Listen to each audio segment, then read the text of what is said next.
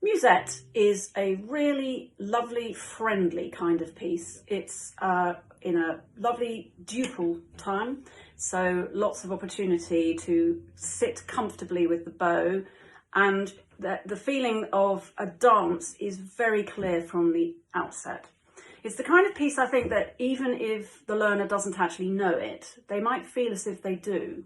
It's got that kind of familiar feel about it, and indeed there is a chance they may know it because it's clearly something that's been arranged in many different forms and is played by many different instruments. For a cellist, the opening bar is actually rather challenging. It starts on a C.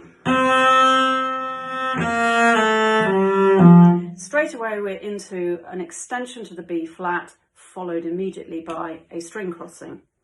So rather than try and introduce that instantly as the completed item, as it were, I'd be inclined to begin with a bit of an exercise, custom built, which might be something like this.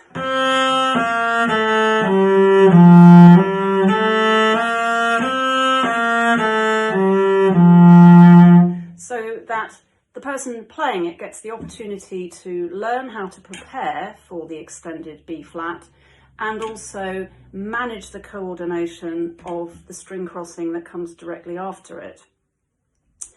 The middle section has a slightly more awkward bit to it because one has to go across the string from second finger C to fourth finger G. Now that's nobody's best friend, partly because of course the fourth finger tends to be very weak, but also because the stretch between second finger C and fourth finger G is not the most natural feel for a person who's in the early stages of learning. That said, it's a very good opportunity to get your head or your hand around it. And so I think, again, separating that bar out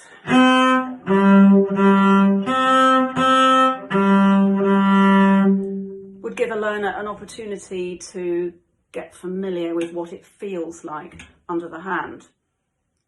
There's also an interesting moment with bowing.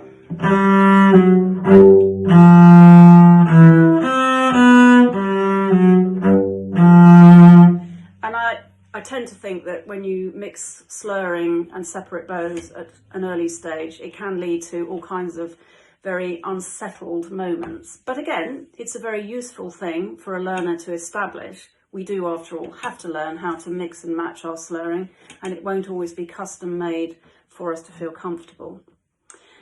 Dynamics would be important in this piece because it is a little bit repetitive and the rhythms tend to be very much the same all the way through.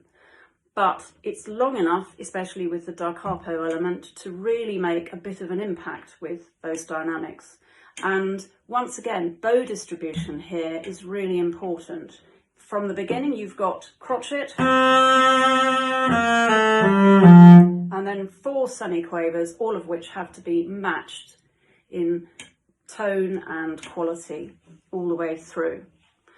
I think probably this is likely to be one of the most popular pieces, and I'm very much looking forward to hearing this in my examining work. But I think the thing that will make it really come to life is diversity in the dynamics.